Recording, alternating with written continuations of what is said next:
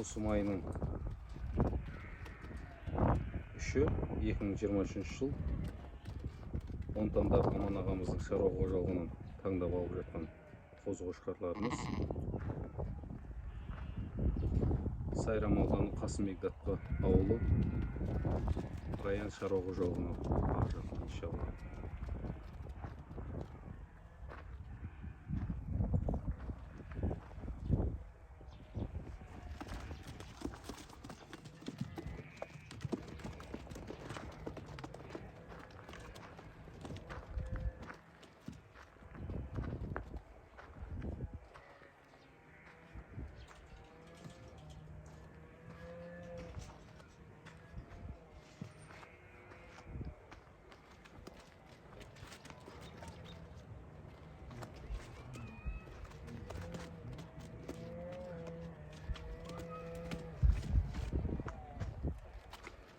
Не бітімі